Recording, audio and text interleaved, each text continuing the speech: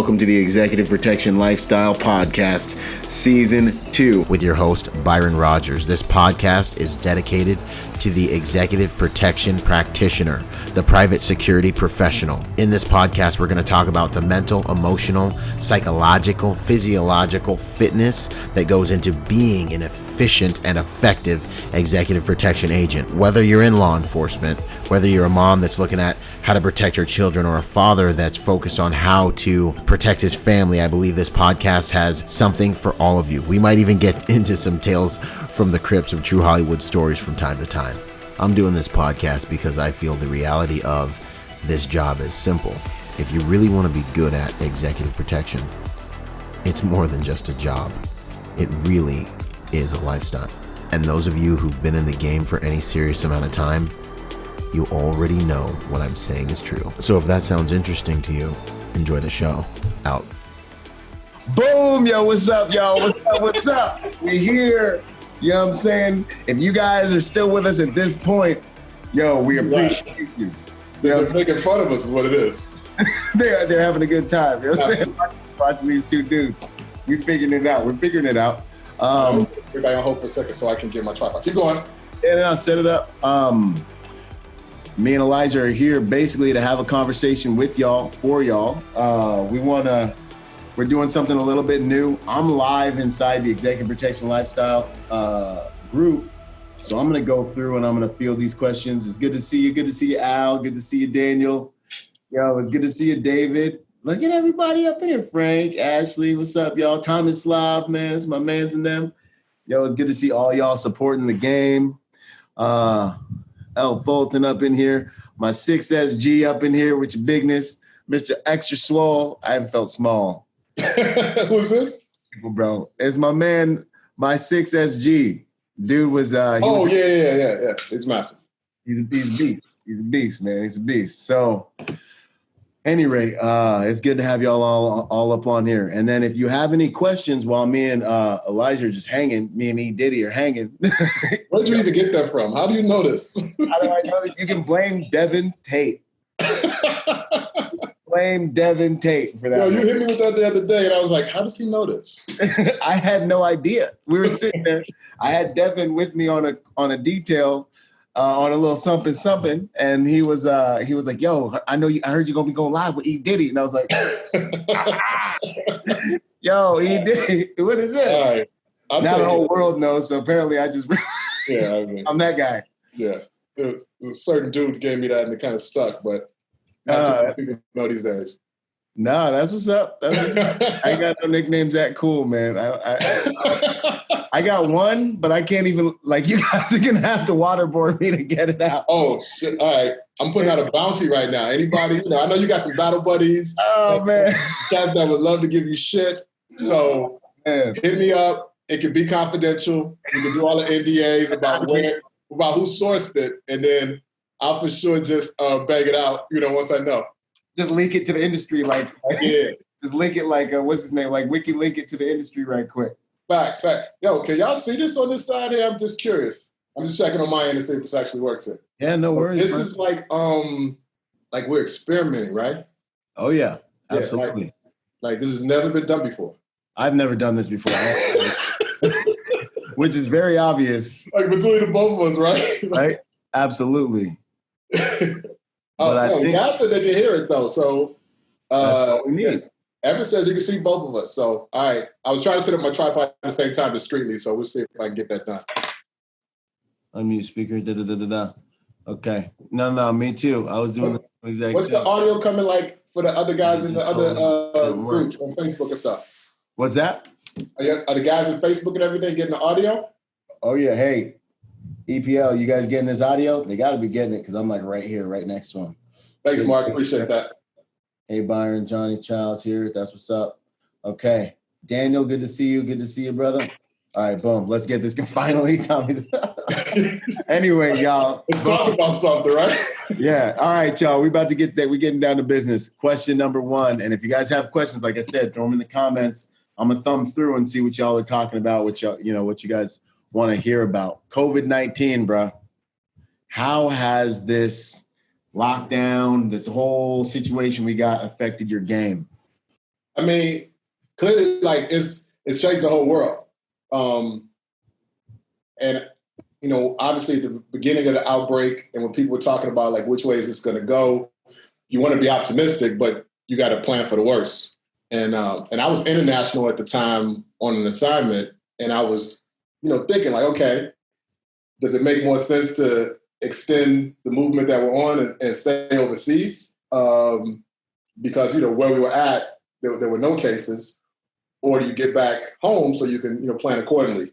And so we ended up coming back, and it ended up being a really good decision, just because you saw what happened with the lockdown in terms of some of the international movements in the airports, and of course all the flight cancellation delays, and then it went kind of state by state in terms of the shutdowns. Plus, toilet paper, bro. I was laughing about that. There's no toilet paper. Like why? Like to me, it was just a testament to like nobody knows what they need if something actually goes wrong.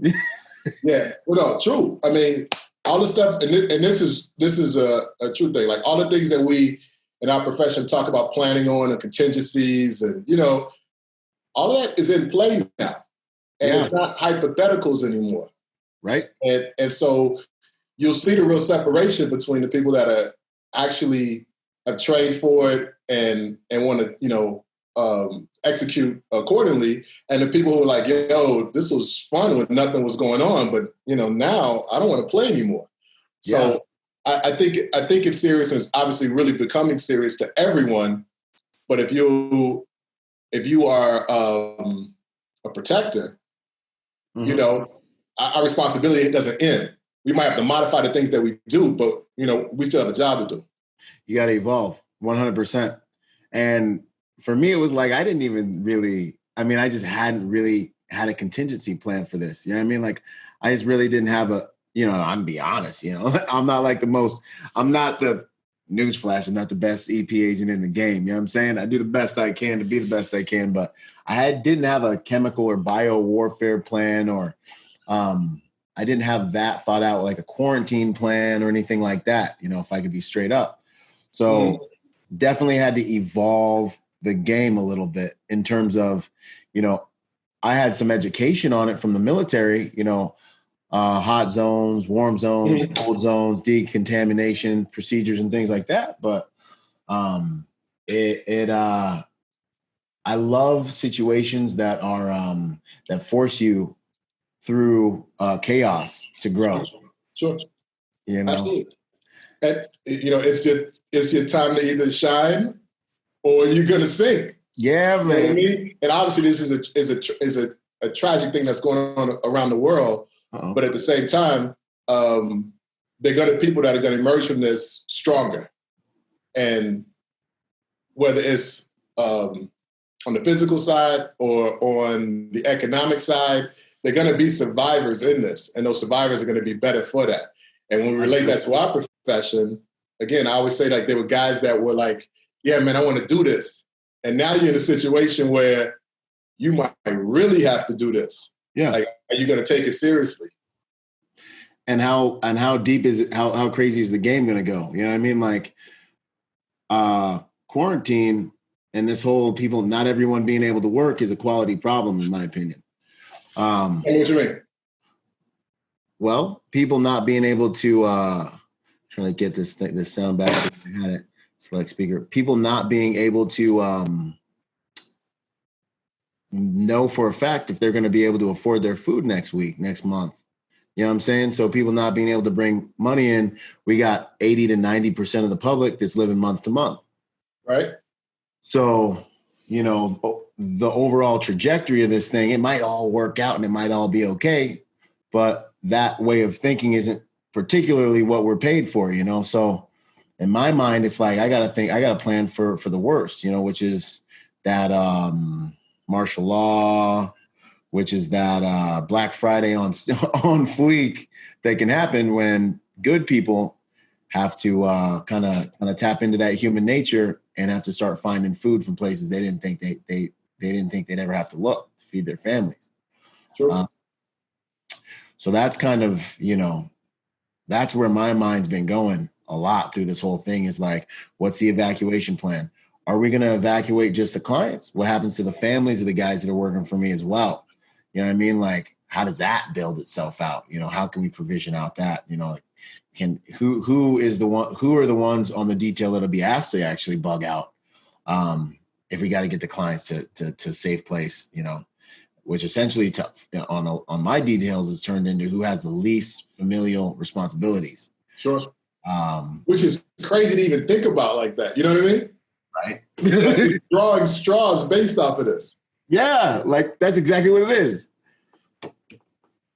That's nuts, man. And, you know, and I of course I know a lot of your background and where you come from and your mindset.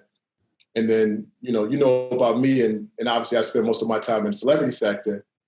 But when we talk about the virus and how it affects people, like it's affected the entertainment world, you know? Right. And so when you think about like, you know, all the massive tours that were going on or, you know, the shows and, you know, rap is a new pop and pop still makes money and rock still makes money, you know, and everybody's making money from live performances. And that just shut down. And so it's crazy that the people that were, because it was last 5-6 years, there were a lot of people that were able to get into the game because those opportunities that touring provided. And now those have dried up. And so the question is, can they kind of survive this storm here until we get on the other side of it? That was my next question, man. What do you suggest those professionals do that are in that position right now? That are like sitting at home and they're like, yo, my artist is not touring. And you know, everybody sees it writing on the wall. Cause like one of my accounts is a faith-based account. You know, ain't nobody giving money right now to anybody, you know? So you see these quality problems and what advice would you have to professionals that are kind of looking that in the eyes? Well, I think, you know, we should talk about it all the time. And again, now we put it into play. Yeah. We want to be in the prevention business and we don't want to play cleanup. And so right now, when the shit has hit the fan, isn't the time to be like, all right, what's my plan B? It made more sense to have a plan B in place prior to something happening.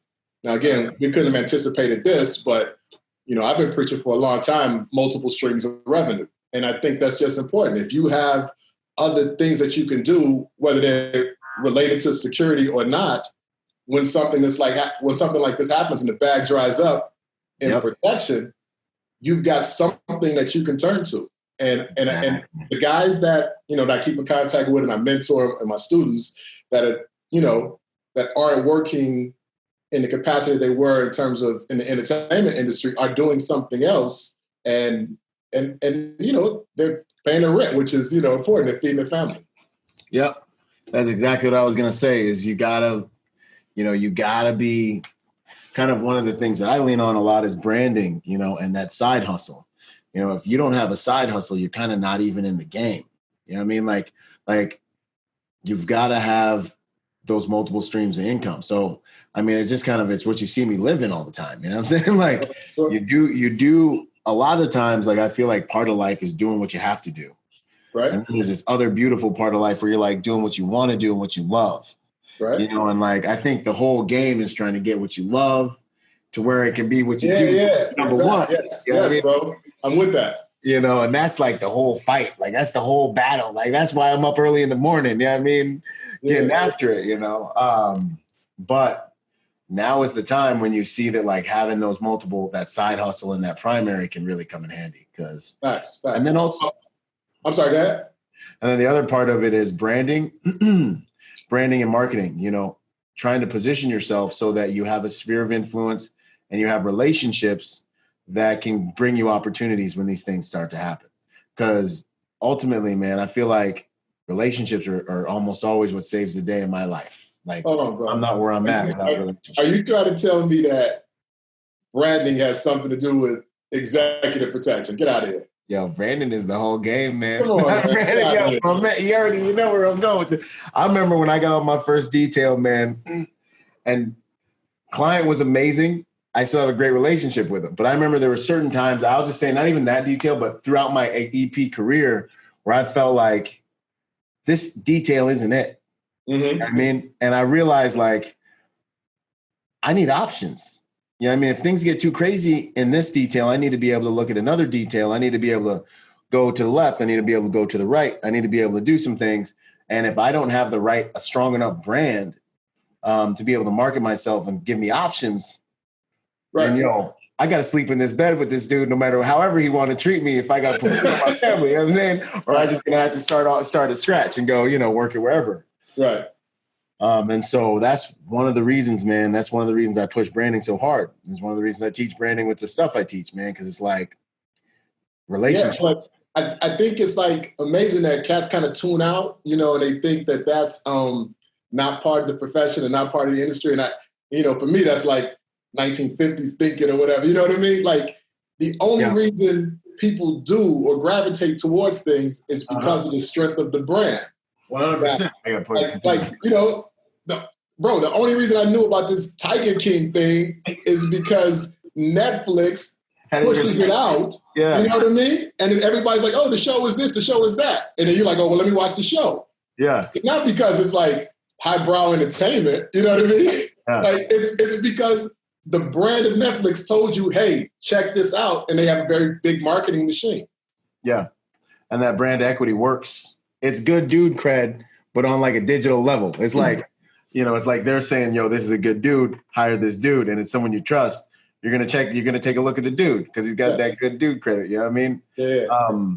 But, and I talk about how dudes, you've got 3 brands. You have at least 3 brands. You got your brand, you got your employer's brand, you got your client's brand that you're representing at all times. And I feel like if guys are smart about how they represent their brand, guys, girls, EP agents, they can really position themselves for long-term success, because what I've seen in this private security game is it can be feast or famine, man. You could be on that dream detail one day, sure. And then, I don't like guys that wear collared shirts, and next thing you know, you're looking.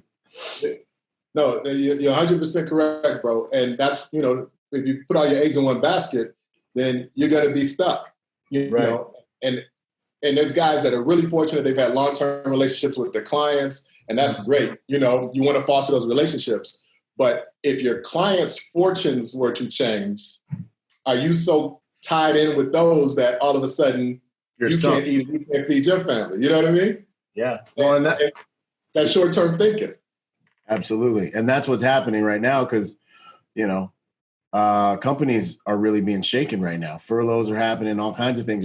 Entities you wouldn't think are being shaken are really getting some gut checks, right now. So it's just serious stuff for you guys to be thinking about. No matter what happens with this event, at the end of the day, on the other side of this, and even during this, really think about your branding and how you brand yourself. I'll tell you a branding move, probably the smoothest branding move I've seen in the EP game to date right now was when this man right here rolled out his book. Did anybody else notice? Yo, did anyone else notice my man when he rolled the book out? It was like drip.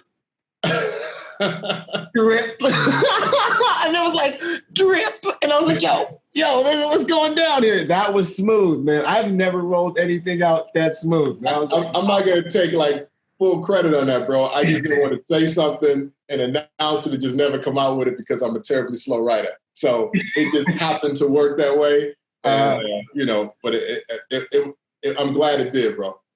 It did, man. Because I looked, everywhere I looked, all of a sudden you were there with your book. And like someone was there with your book. And I was like, yo, and he had like little previews go with the book. It was beautiful. That was beautiful. Well, it was funny because I did have a plan and I had a strategy and I worked with some really cool people in terms of developing that. Baby Sam, but and a lot of people in terms of like, where I got those ideas from is because I've been working in and around the music industry for so long. Mm-hmm. And one day, B. Dot hit me up and he was like, yo, I see what you did with that book. You did it kind of like an album rollout. And I was like, I guess I did. You know what I mean? Like this is how we do I'm definitely never bringing out an album because you don't want to hear me sing or rap or nothing. But, I can use those same strategies, though. So thank you for that, man. 100%. I was thoroughly impressed, man. I was thoroughly impressed. Chad, you know what I'm talking about. And if I was going to bring it home, man, I would say, with this whole COVID-19, y'all, just let it up your game. Let it be the type of thing that really, as a foot soldier or as a private security professional, you know, as you build your career, don't get so laser focused on or fixed in on just your account. You should always be marketing. In my opinion, you should always be showing up in the chat rooms, going to certain things and continuing to always widen your sphere of influences. Bro, can I jump in real quick? Yeah, man. I love that, man. But I'm here to learn from you. No. But I think the caveat to that, though, is if you are going to market yourself, you need to learn how to market. Like, you know what I mean? So people just think, I'm just going to, post pictures with me and my clients, or I'm just going to, you know what I mean? Or I'm just going to put up like funny memes, or I'm going to talk about something serious on Monday and I'm going to put up, the stripper pics on Tuesday or something like that. So they're not aware in terms of how that's related to and affecting their brand. So marketing doesn't just mean flooding the market. And it's really easy to do with social media because the majority of social media is free. Yeah. But so if I was like, starting out and I was like, yo, I want to build my brand, I'm going to take classes on it. You know what I mean? I'm going to get a mentor. I'm not just going to look at what the next dude is doing because that's probably all flash and sizzle anyway. And he's in the same situation I'm in. Real talk. So instead, there's marketing, but I really think that we need to say that like, yo, it's quality marketing and it's branding, but there's quality branding that's going to make the difference. 100%, because if you do that marketing incorrect, that's the kiss of death. It will stunt your growth. It's like having the wrong thing on your resume. In fact, I would suffice it to say, I go as far as to say, the way you market yourself will be more impactful to your overall career success than what's on your resume. Because right after they see your resume, they're gonna look into you, and they're gonna look at everything you've been doing and everything you've been posting. And if you haven't been able to do it intelligently, respectfully, effectaciously, if you didn't have operational security, OPSEC on it, that opportunity is gonna slip through your fingers. No, for real. And it's like cats can get lucky. Oh, so yeah. You can cut corners, or you can BS your way, or you can take a hot shot. Yeah, exactly. Yeah, you can be fugazi with it, and you can get something. Yep. But the difference is, are you going to have that longevity? Because eventually you're going to get tested. That moment of truth is going to come, and then you're going to have to step up to the plate, or the situation that you're in is going to come to an end, and then you got to go to a new situation. And those false credentials, you know what I mean? Like, at some point they're gonna get exposed, and hopefully it doesn't put somebody at risk when that happens. Yeah, 100%. Or you're gonna hit a glass ceiling. Like once that perfect opportunity that let you in the game and let you survive and thrive ends, boom, that's it. Everything changes. Yo, let me say something. Mauricio, one of the guys in the chat, he just put like it's not even just the stuff you post, it's also the things that you like. And that's true. And I don't know that people even think about that. And it's because like Facebook and Twitter and Instagram, they have these algorithms. And so they're tracking what you like. And so when you're, into like, super extreme stuff or whatever it is, it's going to feed you more of that. And it's going to direct more people to you that are like that. I mean, you click on that girl with the really big fake breasts on Instagram, and all of a sudden you get 50 of those requests that are like robots from Russia. You know what I mean? So all I'm saying is that you just got to be careful on the things that you co-sign and that you endorse, because decision makers take a look at those as well. Yeah, they'll see who you follow. We get a whole entire open source report on dudes. You know what I'm saying? So talk about it. This is what I'm saying. So you'd be like rolling in. You're in the interview. You're looking smooth. You're doing the whole thing.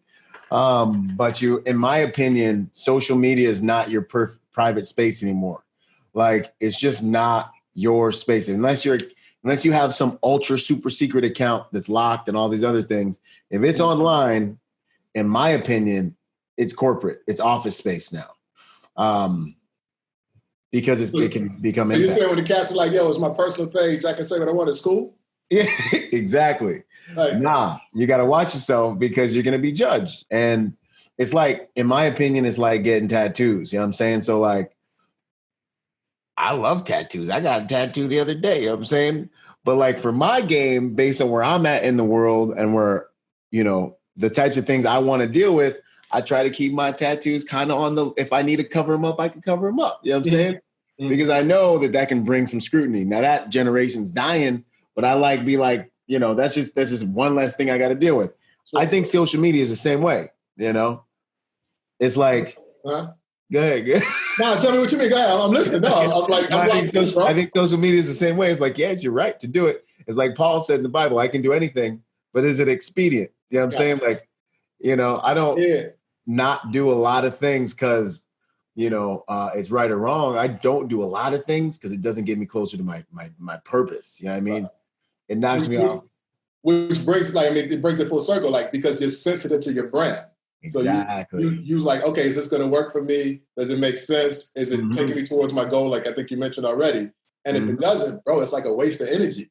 So there's a whole lot of cats here, and maybe I won't speak on this coronavirus anymore tonight, but there's a whole lot of people that be on Instagram just like scrolling or posting memes and all of that kind of stuff. In our profession, right? Man, it's like, yo, are you doing any continuing training? Like, you know what I mean? Are you working with a mentor? Like if you got cats that you want to learn something from and they're in the house too, this is the perfect time to get them on the phone. You know what I mean?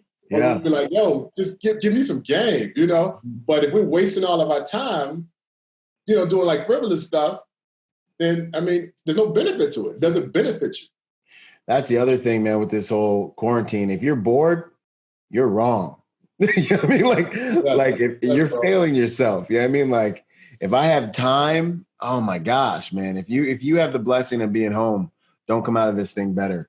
Don't come out of this thing worse than you were when you went in. That's my 2 cents on that, man. Like you give me time, you know. Right.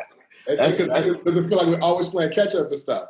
And exactly. I get it, man. When I had to downshift a little bit and I was in the office more, I was restless because I'm used to being on the go and on the move all the time. So I wasn't as productive as I thought, but I got my head right. And I was like, nah, I'm going to use this time wisely and just get mad shit done that I wouldn't normally have the luxury of doing. So sure, I got to come out of this better. 100%. 100%. Nah, and I'm the same way, man. That's exactly how I'm getting down. I mean, it's, but I'm still, most of my accounts are keeping me still pretty busy. So that's a little bit on the coronavirus, the kind of the situation we're in. Pay attention to your marketing. Don't just flood the market. And I feel like it's really important I say that because I be telling people to get on the marketing game. I need to make sure I'm influencing them properly. What Elijah Shaw said is the truth on this. Don't do it wrong. Take some courses online. Keep it clean. Follow people who are doing it right. Pay attention to what they're doing. If there's a dude who is vocal in the EP industry and he's got work and he's an icon, pay attention to him because you can learn a lot from those types of people, you know. Because if you do it wrong, our industry's sensitive. You get hit, you get bit. Yeah, facts. You don't know why it's happening. Right? So I get this question all the time. In fact, like I built out the Training Day Success Package around this question. How would you suggest someone gets into the executive protection industry right now, the way the industry is? I would recommend that you figure out what your niche is. So what's your niche? What's the thing that you can do that you do better than other people that can make you stand apart? And then focus your branding efforts on that. It's a really big world out there. And if people just say, oh, I'm a bodyguard, I'm an executive protection specialist or whatever, I mean, there's a lot of them, you know what I mean? Yeah. So what makes you different, you know? And it's not until you drill down and talk to somebody or you stop what you're doing, you shut everything down and think what's inside yourself that you think what makes me different? What do I have that's unique? And it's not until I start picking cats' brains that I'm around all the time that I find out, oh, they've got something, you know what I mean? That sets them apart, whether it's a skill set Mike Bell, I don't even know if he's on here right now, he does scuba. You know what I mean? You do scuba. You get certified, right? Or you, man. Yeah. That's what I'm saying. Rescue diver. That separates you from other cats when you do that, you know, whether, you're a skier or, you know what I mean? You run a Ironman marathons, whatever it is, man. But once you figure that out, then you have to convey that to people so that to decision makers or potential decision makers would be like, yeah, okay, I get that. You know what I mean? And the example I use for cats that have the book, in my research, I need to mention the name of the book, Introduction to Celebrity Protection Tour. But one of the guys I mentioned, I was having that same conversation with him. And he was like, yo, bro, I don't have any traction. It's not happening. And we were talking about it. And I used an example of, I was like, yo, just think if you knew sign language. You know what I mean? Like, you got to think that in the entire world, there's some high net worth individuals who are hearing impaired. Yeah. Or they got a family member that's hearing impaired. Family member, yeah. And then I'm telling you, dude got quiet on the phone. He was like, yo, my mom was born deaf. I grew up, learned speaking sign language fluently. And I'm like, that's it. That's your niche. You know what I mean? Yeah. That's not the only thing you do, but that's what you want to market because somebody's going to need that skill set. You got all the other training. That's going to make you stand out. You know what I mean? Like figure out what's going to make you different. That's solid. I mean, at the end of the day, like that's going to be the thing that's going to, it's just going to be the thing that's going to give you the edge. So for the average guy, because I had a guy hit me up the other day that was like, I am 5'7", 160 pounds. You know what I mean? Yeah. And he was like, can I get into executive protection? Like, is there any room for me in the game? And I'm like, man, I was like, absolutely. You just have to find the type of detail or the type of situation or the type of client that's going to serve you or that you can serve, Yeah.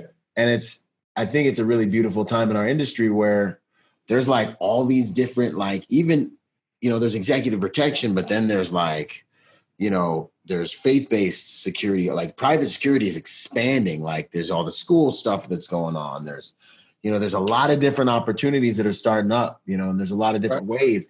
There's all the open source stuff that's getting big right now. Yep. Being able to go online and stalk dudes and find dudes and figure out who's who in the zoo and who's stalking your client. And can I jump in real quick? Yeah, 100%. On that, like darken you. That's size neutral, gender neutral. You know what I mean? Like it doesn't matter. Like if you know how to use a computer, which most people do in a sense because they're always on the ground. Like if you know how to do a search for like the funny memes or whatever, like you can learn these skills, you know what I mean? And then apply those to the private sector and make a name for yourself, legally, you know what I mean? Legally, like, you know what I mean? And you'll be a benefit to somebody. 100% to a whole entire team.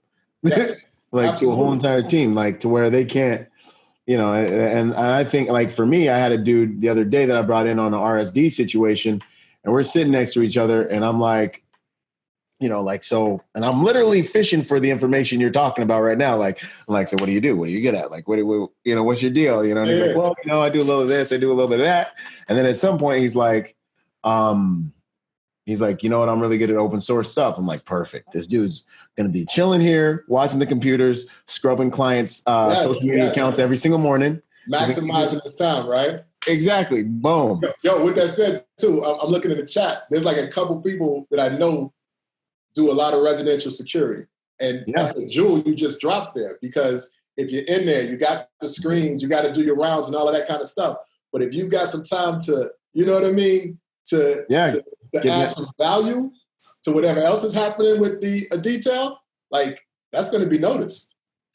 100%. And it was another thing that we added to the residential team's plate because it's like, yo, we're sitting here. You know what I mean? It's like, boom, there's another now you got another deliverable for the client. You know what I'm saying? Exactly. Hey, last night this dude said something weird on my thing. Good to go, man. We're already looking into him. It looks like he lives in blah, blah, blah, blah, blah, Jules, bro, Jules. So that's some solid game. That's some solid game, I think.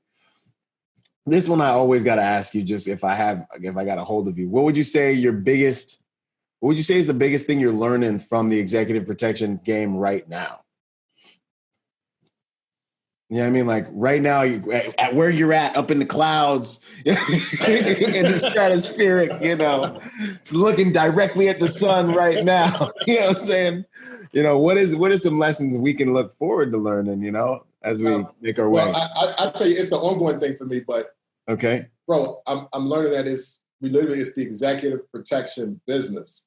Mm-hmm. And we have to treat it like a business and you got to make business moves. You know what I mean? And so I think, obviously the hard skills are great, right? But we have to learn, how to operate a business. You know what I mean? So we charge our clients this, and we pay our taxes this, and you know what I mean? And we hire the right guys, and we do all these contingency planning for in case there's business interruption, maybe what's happening with this virus thing.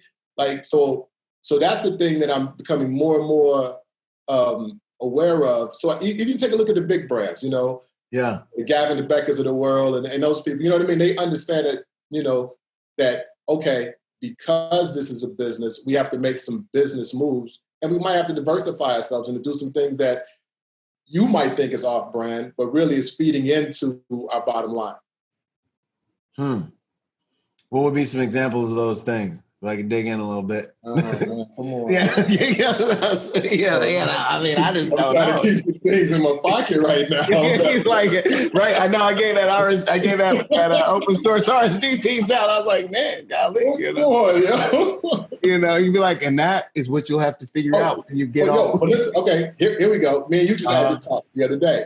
Because I know you're a shooter. I know you go and you run the gamut and you get some sponsorships and all these great things. Nah, right? I'm a shooter, bro. Ain't nothing. I ain't being too gentle about it. I should probably know this. This is what I'm saying. But look. But remember we were talking the other day, and I was like, yo, I got to send you some of my targets. Yeah. You're like, targets? What are you talking about? And I'm like, yeah, for 10 years now, exactly. For 10 years now, I've had a line of targets. And it's because I don't talk about, firearms. So I'm not really actively promoting these targets, but I get a check. That's not like, I'm not trying to brag and have that kind of shit. I get a check every quarter from the company for the targets that I develop. You know what I mean? Shout out to Justin Johnson. Shout out to Kiki to kind of help me shoot that. But you know what I mean? Yeah. Yeah, but I get a check from LET, law enforcement targets or whatever, because I developed those. So this is what I mean, like having something where, that makes sense. That just feeds the bottom line, bro. 100%. And adds consistency and stability to the game. And that passive income, yeah, man, that's huge. I think I'm gonna have to come up with some targets, bro. These are the new executive protection. The volume 2 or whatever. I've been working on it. Right. These targets right here.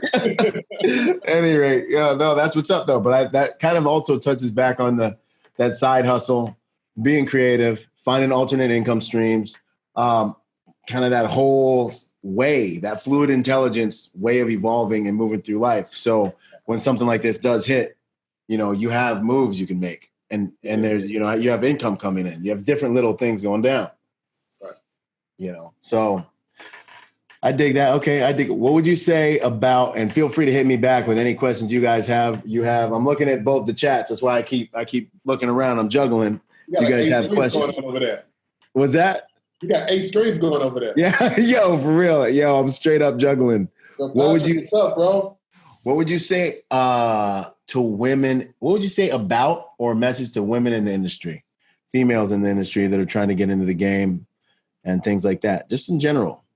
Well, I think for women that are interested, there's not enough women interested, first of all. Right. But for the women that are interested, because that, invisible ceiling is there, that they have to do things to strengthen their personal brands. And it's the same in, other industries. In sports, MMA, boxing, or whatever, 3 or 4 women, but you know them because they have a very strong personal brand.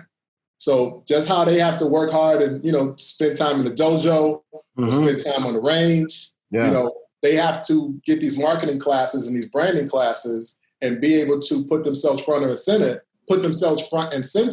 So that way, when guys who maybe just don't think about it, like think about the value that a woman would have on the team, they say, oh, wait a minute, I know this person here. And there's 2 or 3 strong personalities that I know that are doing extremely well, but it's because I'm aware of their names. And if I mention them to you, you're going to be like, oh, yeah, I know who that is. But there's way more women in the industry, but they're just under the radar. And that might be intentional. And again, if you have a good employer or you got some great accounts, that's great. But for the ones that are trying to get in, it's a hidden market. But once you're in, you can really make a name for yourself. Absolutely. It's a small pool once you get in and you make a good name for yourself and you get some street cred. Bro, the scramble is real. Like when you get a phone call, like from one of your the scramble's real. Bro, you know what I mean? Like, I need a girl who could do this. And you're like, you're calling 20 different people and you're calling the same, and they're calling the same. She's like, I just got the call. I'm already on an assignment. Exactly. I want to name a few of them right now, but I don't want to blow up their spots or whatever. But it's true. It is true. 100% it is true. It's real. So it's kind of like, and then you may have a tougher time maybe getting in, but I want to encourage you, like, keep on being available, keep on marketing yourself properly, keep on doing the digital marketing piece. Man, it's something that I hit really hard in my course, how to market yourself online. Keep doing those things. Keep showing up in the chats. Keep widening your sphere of relationships, because if you can do that right. I got to slow back you up, man. Well, tell me about this online course. I know about it, but other cats don't really know about it. So go ahead and. I'm trying not to get too deep down the rabbit hole. Now, there's a feeling that comes. I'm already in it. I'm already like in the rabbit hole, right? When you do something and you're like, man, you know what? This is a good thing. Yeah, I mean, like when you get done, sometimes every once in a while you create something, you get done, and you're like, boom, I think this is really going to add a lot of value. I think it did something positive here. So with the online executive protection success package, it's not just a training course, right? And we got, I don't know if we're going to let him in on anything towards the end, but it's not just a training course. Yeah, he's the rollout master. So, what it is it's a package that's designed to help an agent over the trajectory of their entire career, starting off with digital training, starting off with teaching you how to do executive protection the way I do it, not necessarily the right way, but these are the tools that I have, and this is the way I do it, and the way that I teach people to do it. Also teaching you social dynamics for survival. This is how you actually survive on the detail. This is how you interface with a client, in my opinion, interface with your team, in my opinion, interface with your company owner, in my opinion. This is how you set up your resume. This is how you market yourself online, and you widen that sphere of influences, and you find opportunities. You position yourself so opportunities come to you. So from A to Z, from starting off like, hey, you know what? I want to change the way my career looks this next year. Look at using some different tools to get myself in a different position. Want to make higher quality decisions. I need higher quality information or just different information. Boom, it's there. Once you go through the course, you get the credential, executive protection specialist. That's just validated through my school. Beyond that, you're going to get a profile on my website with everyone else who's graduated. Now, this is something that I'm marketing to all of the big dogs in the game. You know what I mean? So he has solutions to Gavin. You know what I'm saying? I'm a bug Elijah. I'm like, yo, look at my dudes. You know what I mean? But there's going to be a co-branding here where I'm going to be marketing you guys to the game after you've graduated as people who know how to do executive protection ethically and effectively. There's a big ethical component. That's one of the things I take a lot of pride in. Wow. And you'll see it inside the paid group. And then beyond that, you get membership to a paid group. I show up in there and I'm essentially coaching you once a week. So I spend an hour or so in there answering questions, helping people get through sticking points relative to where they're at in their careers. So it's kind of a way for us to join forces over the trajectory of your entire career and for you to belong to an alumni that's growing fast. We're over 80 strong and we've been active for about 3.5 months. So this thing, and this month has been surprisingly good because people are at home getting quarantined. So they're like, yo, let me get this credential right quick. So, 1 to 2 a day, we've been, people have been joining our alumni. It's going to be one of the biggest growing alumni in the game here in the next 10 minutes, I think, if things keep rolling. I rock with it, bro. I believe you because, there's a lot of cats that was like, I heard of this Byron guy. Here to thank y'all tomorrow. And then, you're chilling this. So, bro, I'm a believer, man. And, of course, I support you. And I think in the media world, that was called a softball question. So you handled it really well. You know what I mean? Okay. Yo, I'm learning right now. That's why he's here. Because I'm getting schooled up. Funny you should ask that. Right. That's what's up, man. Oh, respect, bro. Respect. Yo, Terry from Barbados. That's my guy. Heck yeah. Yeah, no, there's some. Oh, you already got somebody great signed up. Patrick's gonna hit you up, bro. That's what's up. Okay. Yeah, he's a good dude.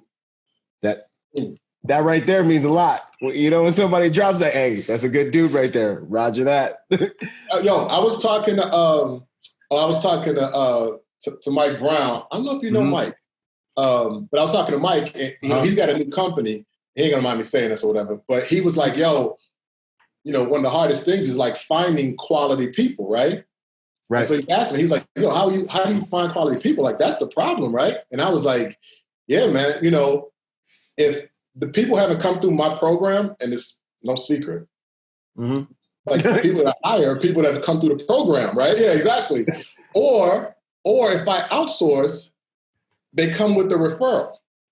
100%. You know what I mean? So it's not cats just coming up to me and saying like, yo, you know, here's my resume, or I'm good at this. You know, instead, it's people who are like, yo, this is a good dude. And then you end up on my radar. And so what you said is like, it's the cosign from somebody who's doing it that you trust, and you know what I mean? You value their opinion. 100%. Because the stuff we do is high stakes. And it's like, I can't let you near my client unless I know you have, I need to feel warm and fuzzy about your character, you know? And so it's like, when you have someone who has a decent character or a good character, or you have dirt time with, sign off and be like, yo, good dude, that's a good dude. That good dude equity is really what gets you on. And your resume is good, but that good dude credit is what gets you on the that's what gets you looked at. You know what I'm saying? Facts. Yo, I'm gonna get in trouble here. I'm supposed to mention my course because Terry's gonna get on me and you know what? Yeah, no. I gotta get you that softball. Yeah, I mean, like, yo, I'm like really catching heat over here. Like, yo, like, hey. So my man is an icon for a reason. You know what I'm saying? No, it's the truth. Yeah. When I first got online, I was like, yo, who is even like showing up in our game online? Like who's out there in the industry? I started searching, and you're the first one I seen, and I was like a pup. Like this is like back when I first started. You know what I'm saying? I saw the whole thing you did, the article they did on you, and yeah, man. So I still look up to you for what you've been doing in the game. So if there's a course y'all are gonna go to that I co-sign on, that's what's like. But you know, we talked about this offline before. Like the thing that's I think great about my class is that it's very niche. You know what I mean? It's a specialized part of the market. We obviously talk about the building blocks in executive protection, but we've got a focus or whatever. And then I try and give the guys something that they're not going to get from other places or whatever. And then things kind of expand from there. So so our relationships go from taking a celebrity protection course to the behavioral intelligence course to the joint courses I do with ESI, Executive Security International, and then maybe some other things that I've got some other relationships that are down the road here. But, you know what I mean? But the great thing is that the cats that have gone through the class over the years, the Darions, the Kevins, the Miguels, like all these guys, the Reggies, all these guys I have relationships with now, and I've seen them in their careers kind of blossom and start working with their own clients or, jump on some really big boy details in the tech sector and politics, you know what I mean? And so I can say, I played a part in that, but more importantly, it's just like, if they have a question or they get stuck on something or they need some additional resources, they can call me. So that's super fun. That's huge. Yeah. That's huge. Yeah, no, absolutely. That's definitely one that's on my bucket list is coming through. We definitely got to catch up on that. Yes, Miss Cookie. They popping shots on you. She hasn't had any females on the team. That's a yes. What's that? She has a what? She asked if I had any females on the team. Oh yeah. Okay. That's a yes. That's a must. That's a must. You got to have your Rolodex of solid females you can count on, because it's just a matter of time. It's just a matter of time. So I think until one's needed, no matter where you are in the game. Right. Yeah, we pulled this off, man. Like, no, it's smooth. It's rolling smooth. We actually made this happen. What would you say would be a big pitfall that you'd want to mention to people in the game right now? What kind of things are you seeing wiping dudes out, costing people things in their careers right now? I mean, there it is. Like, like, Right, that's just the whole face was like. Yeah. Okay, so first of all, I never try and knock anyone's hustle. So whatever works for you, if it's working for you, that's great. But your question was, what do I see when people have these pitfalls and stuff? Yeah. And one of the things is I think they get so caught up in the social media aspect of it. Mm-hmm. They get caught up in the, okay, this looks great, or I can use this footage, or because I'm with this person, that's gonna get my likes and my followers up, that they lose sight of like that they're actually doing the work. Yeah. So it's like they talk themselves out of a job. You know what I mean? Like, mm-hmm. You know, it's like, yo, you're working with the client now. So that's the goal. You know what I mean? Like, right. The goal is not for other people to be like, yo, you're amazing, or that's dope, or what, you know what I mean? Yeah. And again, for some people that works, and I'm not knocking anyone's hustle. But what I'm saying is when I see cats where they're like, yo, they go from client to client to client, or they go from client to not working for long periods to client to not working for long periods, and they're wondering why. And I think part of that is because they lose focus on the original intent, which is the protection aspect of it. And so they end up shooting themselves in the foot. Yeah, 100. I agree 100%. And I think, I think like I feel like, and then like you said, you know, I'm not knocking anyone's hustle. You do what you do.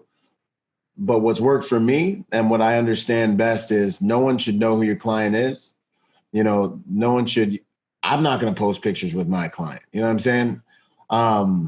That was one of the things I get asked sometimes. And I'm like, you know, you got to do things the way you want to do it. If you ever see me in a picture with anybody, it ain't a client. You know what I mean? It's somebody that I'm like, yo, I just met Dolph Lundgren. Like I sometimes geek out a little bit. Yeah, like it was Rocky IV. It was cool. You know what I'm saying? I took a picture with the guy, you know? And bro, and I get it, because I'm not, like, I don't even go that far and say that. I definitely get what your perspective is. Because if I'm Burger King, I can't tell McDonald's how to make money. Right. So Burger King and McDonald's, they have two different business plans and two different business models, or you know what I mean? Yeah. So I can't tell them how to do it. But I can tell them why maybe people aren't coming in the door, or why maybe you got to keep discounting the burgers, or why maybe that this. So I can give you that type of game or whatever. So for me, you know, I'm Switzerland. I can be neutral on whether you do it or don't do it. You're really good at the Switzerland thing. Like, I've seen you Switzerland it up a couple of times. I mean, I really feel this way. But I can tell you, if you say, hey, things aren't working for me, I can pinpoint to reasons why. You know what I mean? Yeah. Mm-hmm. You know, and there's some people, man, I think I was one of them back in the day, that could navigate that space, but it's really got to be strategic, and it has to be for a bigger picture. You know what I mean? Exactly. Like, you know, no pun intended with the picture part, but it has to be for a bigger reason. Absolutely. It's got to be a step in the end game. Yes, it's got to be a step in the end game, and you have to have thought it out. I agree with that 100%, which kind of leads me to my next thing I wanted to hit you with right quick. Oh, everybody says don't pause over here. Are you rolling live over there? Yeah, we good here. We good. They said we're buffering over here. You buffering? Well, y'all can come on over to your boy. You know what I'm saying? We live. Nah, man, it's probably just Instagram, man. It'll click back on in a second. I think it is. I think it is, Esther. Is not leaving that. Okay, so what would you say about, you know, I wanted to ask you about the end game. So, like, agents in this game doing what they're doing, you're working a client every single day. What type of like end game strategies do you think are good, or like should guys be thinking about? You know what I'm saying? Like, I feel like a lot of people kind of get into the game and they don't even think that far. You know, what would you say about the end game? Yeah, I mean, I agree. I think people don't think about it. They don't think about like, okay, what am I going to do in 5 years? What am I going to do in 10 years? And I can attest that I didn't think about that shit, you know, back then. There's a 1 hour time limit, bro. I think that's what they were saying. Oh, there's a 1 hour time limit. Yeah, so they said we're supposed to come out and reboot. I'm going to do that. I'm going to jump out over here and jump back in. Okay, solid. You still live in EPL. We still chilling over here in EPL. Oh, I got it over there or whatever. So. You know? We'll pause that one for a minute. I got people. All right, cool. You still live over there, right? Oh, yeah. No, we can keep going with the question. And, yeah, I'm live over here on everything at the moment. Right, I'm going to see if I can get back in here. Mm-hmm. Yo, yo, yo. What's up, Xavier? Good to see you. Tell Elijah. Oh, he's frozen. Okay, yeah. We just got it to him, brother. Thanks. Good looking out. Justin, good to see you. Good to see a lot of people from the training day package over here. Yo, it says I'm live, but so I think I'm back in the game here. Okay. Xavier, I got the message, bro. All right, cool. Xavier, I've done Elijah's training already. I'm doing Byron, doing Byron's, guys. I recommend. Yo, Xavier's giving us both a shout out.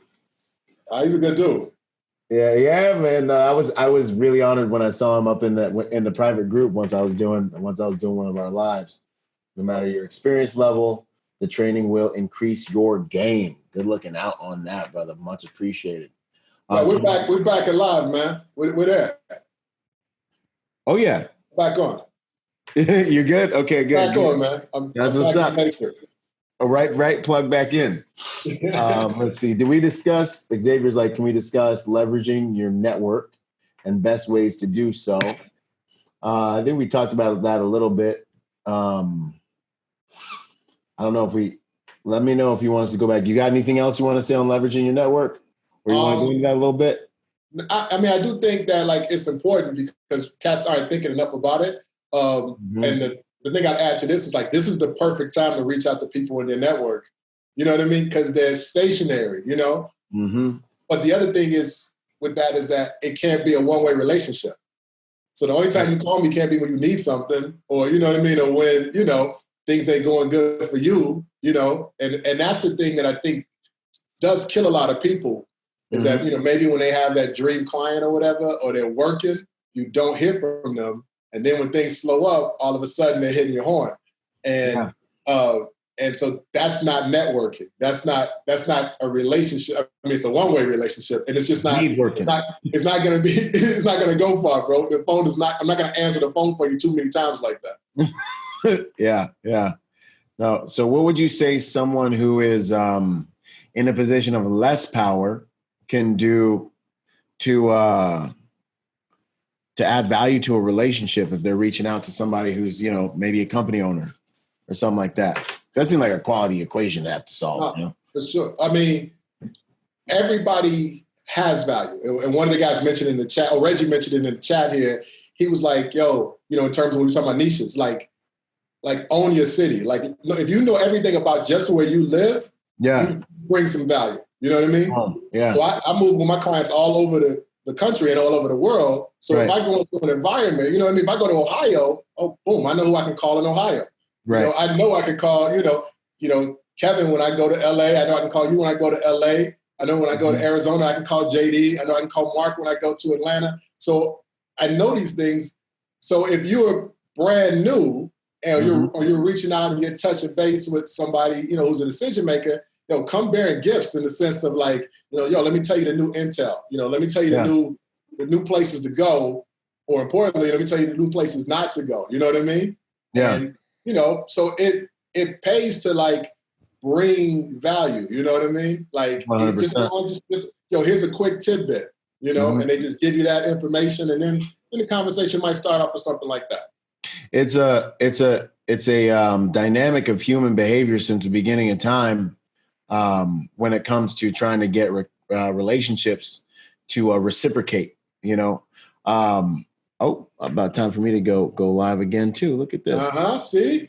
We'll keep talking about it. Look at he's like, I'm just gonna sip on my thing while I'm live. Oh wow, we had 240. Everybody. How's that even work? We had 240 people kicking it right there. Okay, boom, we back up in it. Anyways, on the IG. So it's a fact that it's a fact of human behavior. It's a principle of human behavior that's been used since the beginning of time when it comes to giving gifts, come bearing gifts. Wise men came with gifts. Since pimping's been pimping, people been, if you need something from a king, bring a gift. That's how you do it. You want access. You need to honor. You need to give honor so you can have that access. And and you see two dangerous men very often when they deal with each other, they're very respectful, very gentle, you know, very honorable to each other. Because, you know, a polite society is what is it? polite society, a dangerous society is a polite society, right? Yeah.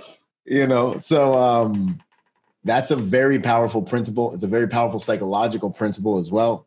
And it's one that we all recognize on a deep biochemical level because people have been doing it forever. Yes. You know, so you come before a king, you bring a gift, you bring some honor, and you probably have a higher probability of getting favor. You know what I'm saying? And just so somebody doesn't misunderstand that, when you're saying gift, you're not like talking about bread and nothing. You're talking about information. Information, yeah, exactly. Just respect. Yeah, I mean, like it's that you're showing you want the relationship to be reciprocal.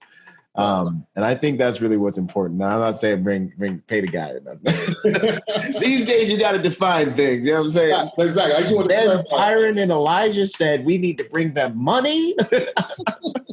You know, there was a couple more good questions I wanted to hit you with. Someone was jumping on that endgame question.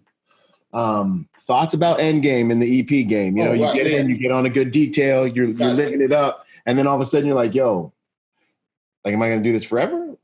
Right. Well, again, don't put all your eggs in one basket. I say always have an exit strategy. You know what I mean? And that might be, you know, if you love the industry, it might be switching from, you know, operations to the back office. You know what I mean? Like, you know, because then when time catches up with you or age catches up with you or those types of things, you know, as long as your brain is still functioning, you've got all that accumulated knowledge, you know, you could do some things. Right. You know, I know there'll be a point where I do a transition, no time soon, but I know there'll be a point where I do a transition and, you know, and I'm prepared for that. And that's, you know, why I've done more, you know, the speaking stuff, and I started writing the books, and then the training that I do. And, you know, so all of those things are to, in addition to giving back, are also to prepare me for whatever that next step is, you know? And so I think people need to be thinking about that now. And a lot of times, and I know there's a lot of guys out there that are, you know, solo operators, and they just, you know, independent contractors, they're waiting for the next phone call. Yeah. But chasing the pager. You don't have health insurance, you know what I mean? And something happens, bro, like if you break your arm, you're not going to be on a detail with a broken leg, you know? So you got to have something that's going to carry you over or allow you to survive those lean times, and also at the times where you might not be physically able to do the job that we're doing right now. 100%. Because even for me, you know, running around here, like we were moving a little while ago, and you know, I hired movers, and you know, and the lady was like, you know, said something about like not moving, and I was like, do you know? And I finally got to get on. I was like, I'm making my living with my hands. Yeah, right. I was like, do you know what this body's worth, girl? She was like, you're ridiculous. I'm like, but really, if homeboy slips and we're moving the washing machine upstairs and I bust my leg, like, what's gonna happen? Like, I'm not even messing with that. I can't touch that. So yeah, learning to think those other ways. I think now the industry is in a very beautiful position because there's so many different career paths. You could be the executive dude who went corporate, who got into one of these larger companies with upward mobility, and you could be, you know, over, you know, regional management over a number of details. You could be, you know, leading whatever team on whatever one of these companies, you know, right. and you could be operating, you know, running operations from your desk there. Like this is, you know, it ain't like the Wild West, you know, like when for sure you got in, and when I got in, it was like, yo, you got like healthcare, we got plans and stuff. Like, you know, what is this? Now we got all these goods, you know. And then there's also the entrepreneurial side for those outliers who are like, you know, I'm gonna build my own stuff, you know, thinking about how you can become that person who's running a couple details under your own banner. But that is not, and then you already alluded to it, that is a business decision. That is a decision that gives birth to a lot of business decisions that need to be done right with regards to taxes and running a private security company. You know what I'm saying? You don't just get dudes and have them do private security. You know, that's and it's like you have to treat it like a business. Yes. You need capital to run a business. Like, you know what I mean? It's like, you know, just having like a company name and a logo, you know, I mean, that's a great step, but that's not having a business. You know what I mean? Right. Yeah. And so you make sure that if you decide that this is the world I want to be in, that you position yourself strategically so that way it's a long-term game. You know what I mean? And it's like, all right, cool. I might have to eat ramen for the next 6 months, right, the next year, because I want to do this. But you have that plan. Before I started Icon, bro, I had written out my entire business plan. I mean, I drew the website in a notebook. My business card, before I had a business card, I drew the business card in a notebook. Okay. So I had this whole vision of what I wanted to do. And of course I modified over time, but at least I had some things that I could work towards, as opposed to saying, hey, I'm starting a company and I just sit around waiting for the phone to ring. Yeah. That's something I feel like I've seen a lot of people being like, yo, I'm starting an EP company. And I'm like, where are you going to get your clientele? Like, how are you going to pay for that insurance when you have to turn it on? You know, like, and those are kind of like for me, I'm, after, learning a lot of hard lessons, I find myself in life being like, yo, before you even start getting too crazy, you need to identify your target demographics, and you really need to identify how you're going to make this thing happen, how you're going to get money in the machine, how much operating capital you need to start with. Like you got to identify these things, or like one of the huge other ones with any business is marketing go. Like how you going to get the eyeballs? Because if you can't get the eyeballs. But let me say this, bro. And I think that's one of the things, I mean, those are all like great points. And that's what happens is that the minute one of those things, the reality sets in, it's like, yo, I really don't have, I've got a company and I don't have any clients. Some people, not everybody, but some people start compromising things. And that's when ethics kind of goes out the windows. You know what I mean? Like, oh, I know how I could get a client. I worked on this assignment with this, maybe I'll call and offer them, X amount of dollars less, etc. I know how much it is. Yeah. And that's, and that's when people start making these, and it's sometimes, and they're good people, but because they put themselves in business for themselves too early, they start compromising their integrity, and that's a real slippery slope, bro. It's tough to kind of come back from that. 100%. Because I don't know, man. I feel like it's if it sticks with you, it's a very expensive mistake to make. 1, 2, I've never had to do business that way to survive. And so I'm really vehemently against it. Like I'm one of those dudes, like I'm not just sitting here tooting my own horn. Like people who know me know, like I'll just not eat. There's 2 things that I can get weird about. Like things that are people controlling me. I can be like, nah, cool. I'm just gonna sit here and not have a house. Fine. You ain't telling me what, like I can get like that, right? Yeah. And my honor, man. Like, there's areas where I fail at honor, you know what I'm saying? Like I like to eat cookies late at night. And I like certain other things, but like when it comes to like that type of honor in small units on a security detail where it's like, yo, we don't throw each other under the bus. We don't try to put points on the board for ourselves at the expense of teammates. Like that little stuff, man. And then also on the bigger scale stuff when it comes to trying to snake details and stuff like that. I just want to do everything I can to influence the industry to get those types of behaviors to be greatly decreased. And I think part of it is just bringing awareness to it, because again, I know that there's some good guys that have done that because they don't realize the implications that come with that. They're in survival mode because they put themselves out there. You know what I mean? Right. Okay, I'm going to run this detail. I don't have the resources to run this detail, or, I don't have the capital to pay the rent next month. So I'm going to make these compromises, or I'm going to do, this or this to make it happen. Right. Not thinking about what does that do to my name in the industry? What does that mean for the next potential client I have? You know what I mean? Am I going to compromise this, or am I going to, all of a sudden, okay, the client wants me to carry a bag of money. Shit, I can use. They're not going to miss this. You know what I mean? Right. Take a little stack out. So they never pay attention. They never count this. The slippery slope, bro. Oh yeah, and that does happen. Absolutely, 100%. So yeah, man, that's something definitely I wanted to touch on. Yo, executive protection ethics is a big deal. How your team operates when under pressure is another big deal. When the client starts asking about other dudes on the detail, do you cover each other? or do you expose weaknesses? You know, Right. or do you take a little bit of a hit to protect your boy and then deal with it on the back end? You know what I mean? Like those. But, I will say that again, you and I have some different sets of experiences. You got a strong military background, right? So there's some camaraderie that's kind of built into that, already ingrained. Oh yeah, man. When you come into the private sector, you guys kind of have that. We're like sniffing around for other dudes, like yeah, exactly. But I'm just saying, at least you're watching out or something, or like, I could take that blow.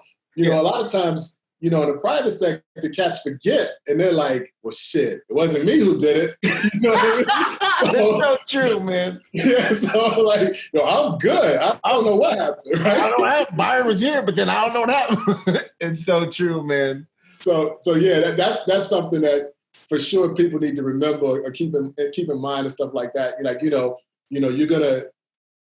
gonna make many more moves as a unit, as a cohesive team, than just letting people kind of just drop off to, from the pack or whatever. So yeah, like I guess the last thing that I would say on it is when you create a culture where you protect each other and cover each other, and you all take as much responsibility for your wins and losses, you create a more safe environment for each other. So like, and then I find you all eat better long term. So when dudes aren't selling each other out, throwing each other under the bus, and the client's like, yo, who did this? You got to give them a name, but you're like, you know what? It's something that we need to tighten up. Jeff did it, but it's something that we all need to tighten up. We're going to make sure it doesn't happen again, sir, ma'am. We put some systems in place, boom, boom, boom, boom, boom. But we all kind of take responsibility for it. I find that those teams just survive long. Or it's like, yo, Byron, you did a really good job on that advance. That, tonight was great. Thank you so much. It's like, thank you. Hey, I couldn't have done it without the boys. Jeff did an outstanding advance. Actually, I just walked with you through his entire plan. Jake was over here. These are gems that you're dropping, because those things those happen in other industries. But our industry is so alpha that like the only person that can win is me. You know what I mean? And for me to win, somebody else has to lose. And that mindset, bro, it just cracks you in the long term. 100%. You fracture your team, and the clients smell that, and they know they have it's like when you're like, for lack of a better term, it's like if you're like both hitting on the same female at the bar and you're like competing with each other. You know what I mean? Like, you can't do that. It's not how it works. You know what I mean? Like, right. You gotta like build each other up, protect each other, cover each other. And I find that those details, they work better, and the clients, I think, feel more secure in knowing that they have a team of guys that'll stick together. One dude makes a mistake, we all make a mistake. And it is a very militant outlook and paradigm. But yeah, man. And then you all eat longer, you know what I mean? Because you got to realize too, if one dude gets fired because he makes a mistake, it just became that much easier for anybody to get fired off that detail. Yes. You guys, yep. And if you can cover him and say, hey, we're going to deal with it. You know what I mean? This is too bad. We're going to make sure this didn't happen. If you guys kind of stick together and try to do that, what I find is the client will allow you to deal with it. As long as the problem's dealt with, there's a higher probability of survival, because every time someone gets fired, it's easier for someone to get fired. You just lowered your survivability too. It's like, you know what? Wrong color shirt. Get that dude out of here. And the other dudes on the detail be thinking, yo, we survived. Okay, we're good. It wasn't you today. You know what I'm saying? That's how you got to be thinking about it. Let's see here. Thoughts on standardizing the industry. There's a lot of I've been hearing, the battles in the heavens. Some of the powers that be in our game are talking about ways to standardize the industry. How do you feel about standardizing the industry? Bro, I would love it if everybody came to the table playing fair. Playing fair. So okay. What I try and do is not involve myself in a lot of politics, and that means industry, politics in our industry as well. Right. You know what I mean? So if cats want to, now I do think everybody should train to a standard, so that way people will understand that we do have to have some baseline skills to be in this profession, because if not, you are putting your client in jeopardy. Right. So I think that. Now, in terms of coming to the consensus on what those are and who has to pay what and who has to join what organization and this and this and that, that's politics, man. And I really just have so much stuff going on in my days that I don't have time to play politics. I just let other cats do it or whatever. You know what I mean? And, you know, but so I think it's great in the abstract concept, but I know once humans get their hands into some things and, you really just have to have real pure intentions to do something like that. You know what I mean? And for that to be successful, in my mind, it has to include everybody. You know what I mean?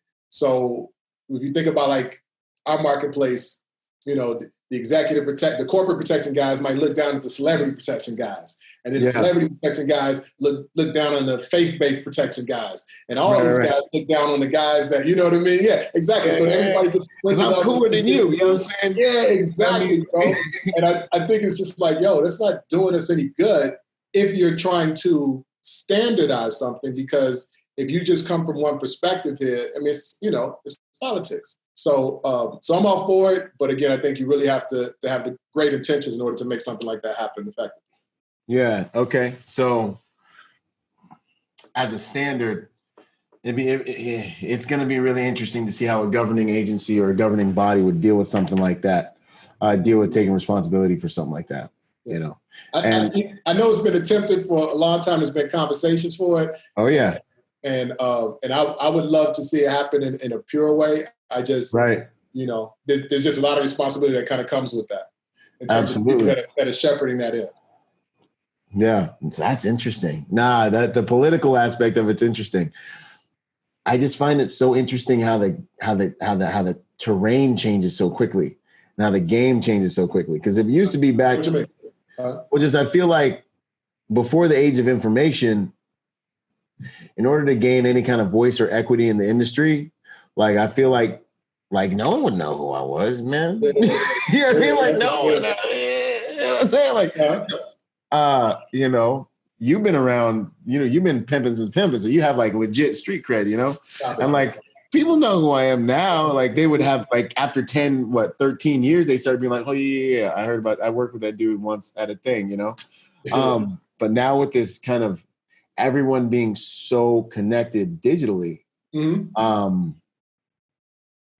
very intrigued to see how something like that would play out and could play out. And what kind of players are really on the board. You know what I mean? Like, I feel like I'm seeing a lot of things that could show up big, but they're not moving quick enough. You know what I'm saying? And so I'm just kind of like watching the show and taking it all in, you know? Yo, I'm so switching right now. But I like putting my little pinky in it, you know what I'm saying? See what happens. No, that's good, bro. Sure. So it'll be interesting to see how it happens. I also thrive in chaos. I love it when they're like, just get it done. I'm like, I got you. Right? Yeah, I feel you right now. Which we're on this call right now. Exactly. I had a plan with this one. This was like Mike Tyson. Everybody got a plan to get punched in the mouth. Right, facts. You know what I'm saying? Let's see. Compatibility. Let's see. All right. Was anyone else got any questions they want to hit us with? I got to eat dinner. I'm sorry. Yeah, I know. It's that time. That was my last big one. Boom, boom, boom. I think that's it, man. Yo, right. I love it, man. I mean, I'm glad we got a chance to chop it up a little bit. 100%, man. This was good. This was a nice little live flow. And that was a cool experiment too.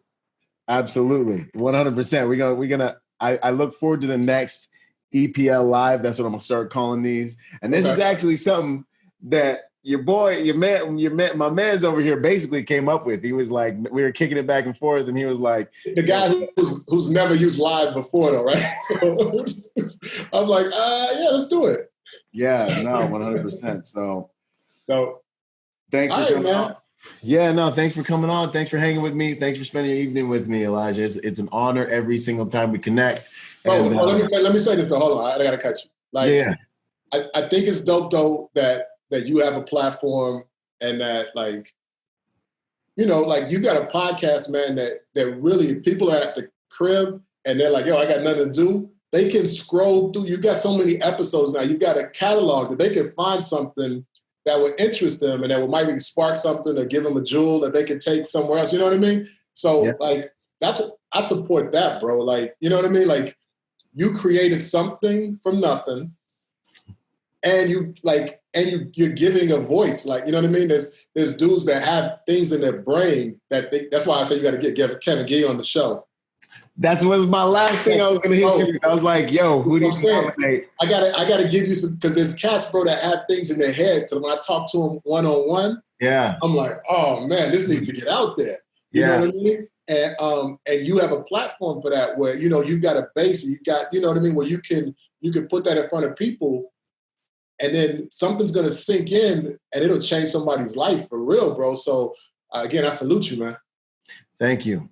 That is such a valuable. That's valuable. That's real valuable to hear. Because that's what I wanted. You know, it's like, and the beauty of it, you know, the cheat is that, you know, it ain't me doing it. You know what I mean? It really, I think it's like the perfect hack, because what this platform has done is given me ability to have conversations with guys like you, you know, and have conversations that I really wish I could have had when I was coming up in the game. You know what I mean? Mm-hmm. So like, far beyond any wisdom or knowledge or game I can dispense, you know, I get to learn, and your guys' knowledge and experience and wisdom gets canonized and gets put in a place for professionals to improve themselves. And like those values that like made you, you know, got you to where you are, that stuff can get out here. You know what I'm saying? Because like, I don't know, when you're scared and you're hungry and you're trying to make it, you know, the dark side of the force can look kind of good. You know what I mean? You know? Yes, bro. I agree, man. So kind of what you were talking about earlier. So thank you. I appreciate that. That's an honor. No, bro. Like anytime, man, we'll make some other stuff happen. Oh, yeah. There's going to be some good stuff coming, y'all. Just stand by. We got some things coming down the line. He's good at this. I'm bad at this. And if you guys haven't, noticed yet, I'm rolling out this next Protector Symposium. It's going to be good. It's going to happen in July. And it's going to be, it's going to be a global summit, y'all. So you'll find out what that means soon here, but there's nothing that can stop us. They can keep us quarantined. They can do what they want to do. We're going to be up in our protection game. And if you haven't, check out Icon, check out Elijah Shaw's course. If you're looking at the celebrity protection sector of our industry, there's no better course, in my opinion, than my man, because I know him. You know what I'm saying? I buy the man, you know. If you're looking for something to do while you're on quarantine, trying to go to the next level, I got you. The Executive Protection Success Package. Get that credential as an Executive Protection Specialist. Boom. I got it. All right, bro. All right, y'all. We will see y'all on the next video. I'm going to let each y'all go, and then I'm going to shut down these lives. Cheers. Boom. Yo, if you're a private security professional wanting to take your game to the next level, go to executiveprotectiontrainingday.com to check out my personal success package for private security professionals. Check it out, executiveprotectiontrainingday.com. And remember, y'all, hard skills do save lives, but soft skills get you paid. Boom.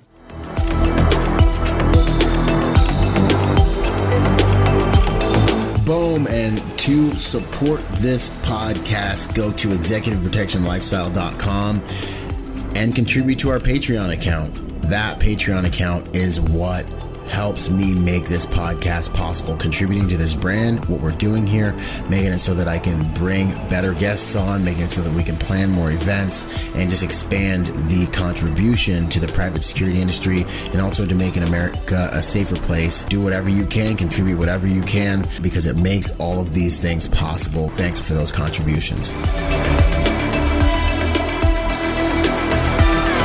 Yo, and before we go, I got to shout out to the sponsors, starting out with Primary Weapon Systems, PWS.